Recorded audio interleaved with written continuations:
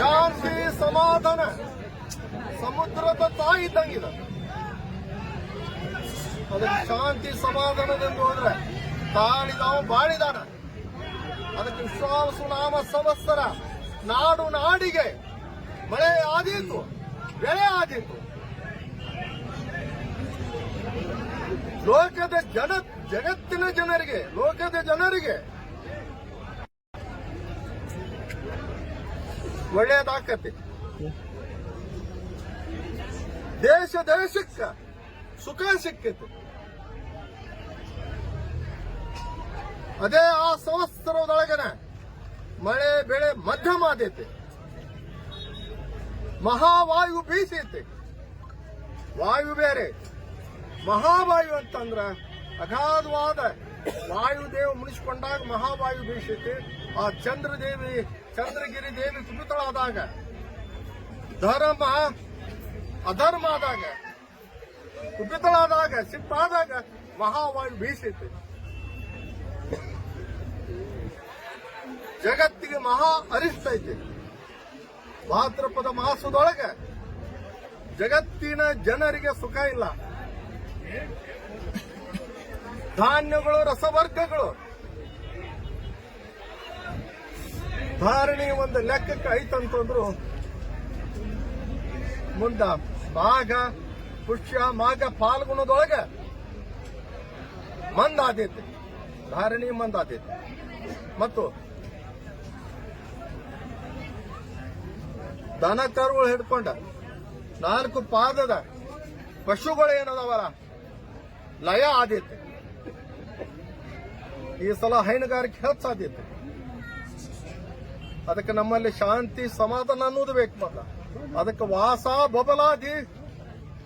ವಾಸ ಬಬಲಾದಿ ಬಿಲ ಡೊಂಕ ಹೊಳೆಯಲ್ಲಿ ಬೇರದೆ ಬೇಲಂದವ್ರ ಹಲ್ಲ ಮುರಿದಾಳ ಚಾಯ್. ಅದಕ್ಕೆ ನೀ ಅಂತಂದ್ರ ಅವ್ರ ಪಾದದ ಆಶೀರ್ವಾದ ಸಿಕ್ಕಿತ್ತು. ಅದಕ್ಕೆ ಅಪ್ಪವರು ಸದಾಶಿವಪ್ಪನವ್ರು ಅಪ್ಪವ್ರು ಎಲ್ಲೆಲ್ಲೇ ಪಾದವನ್ನು ಇಟ್ಟಾರಲ್ಲ, ಎಲ್ಲೆಲ್ಲಿ ಆ ಪಾದ ಗ್ರಾಮದೊಳಗೆ ಪಾದ ಇಟ್ಟು ಹೋಗ್ಯಾರಲ್ಲ ಇವತ್ತಿಗೆ. ಅದಕ್ಕೆ ಶ್ರೀ ಗುರುವಿನ ಚರಣದೊಳಗೆ ಸಕಲ ತೀರ್ಥ ಕ್ಷೇತ್ರಗಳು ಅಡಿಗೆ ಅಂತ ಹೇಳ್ತಾರೆ. ಅವ್ರ 10 ನಿಮಿಷ ಇರ್ಲಿ, 1 ದಿವಸ ಇರ್ಲಿ, ಅವ್ರು ಎಲ್ಲೇ ಪಾದ ಇಟ್ಟಾರಲ್ಲ ಆ ಸ್ಥಾನ, ಆ ದೇಶ, ಆ ಗ್ರಾಮ ಪವಿತ್ರ ಆಗೈತೆ. ಇವೆಲ್ಲ ಭೂಮಿ ಏನು ಇವು ಗ್ರಾಮಗಳು, ಈ ಸುತ್ತಮುತ್ತಲ ನಮ್ಮ ಈ ಭಾಗ ಏನೈತಲ್ಲ, ಅಪ್ಪ ಅವ್ರು ಹೆಜ್ಜಿಟ್ಟಂತ ಜಾಗಗಳು ಇವೆಲ್ಲ ಅಂತ್ಯಂತ ಮಹತ್ವರಲ್ಲ. 3 ಲೋಕದ ಗಂಡ, 3 ಲೋಕದ ಸ್ವಾಮಿ, ಶ್ರೇಷ್ಠವಾದಂತ ಬಬಲಾದಿ ಅವ್ರು ಎಲ್ಲೆಲ್ಲ ಪಾದ ಇಟ್ಟಾರಲ್ಲ ಆ ಪರಂಪರೆ ಬೆಳೆದೈತಿ.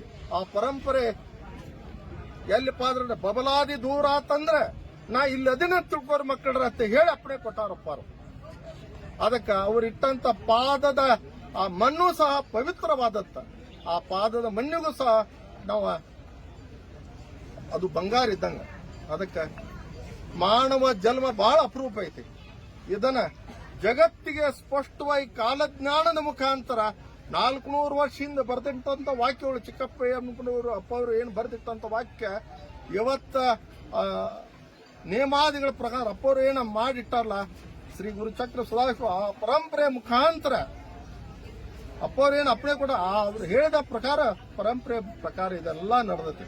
ಅದಕ್ಕೆ ಜಗತ್ತಿನ ಜನರಿಗೆ ದಿನಮಾನ ಎಂತಾವ್ ಬರ್ತಾವಂತಂದ್ರ ಇವತ್ತಿನ ದಿವಸ ಒಳ್ಳೇದ, ಮುಂದಿನ ದಿನಮಾನ ಸುಮಾರು ಬರ್ತಾವ, ಒಳ್ಳೇದಂಕರ ಬರುವುದಿಲ್ಲ. ಅದಕ್ಕೆ ಬಹಳ ಎಚ್ಚರಿಕೆಯಿಂದ ಬಹಳ ವಿಚಾರ ಮಾಡಿ ಹೆಜ್ಜೆ ಇಡಬೇಕು, ಅಂದ್ರ ಸುಖ ಸಿದೆ. ಅದಕ್ಕೆ ಹೆಜ್ಜೆ ಹೆಜ್ಜೆ ಗುರುನಾಥನ ಪಾದ, ದೇವಿಯ ಪಾದ ಒಂದು ಕ್ಷಣ ಸ್ಮರಣೆ ಮಾಡಿದ್ರು ಹಾದಿ ತೋರಿಸ್ತಾರೋ. ಅದಕ್ಕೆ ಏನೈತಲ್ಲ, ಲೋಕದ ಜನರಿಗೆ ಸುಖ ಆದೈತಿ, ಒಳ್ಳೇದಾದೈತಿ, ದೇಶ ದೇಶಕ್ಕೆ ಸುಖ ಆದೈತಿ.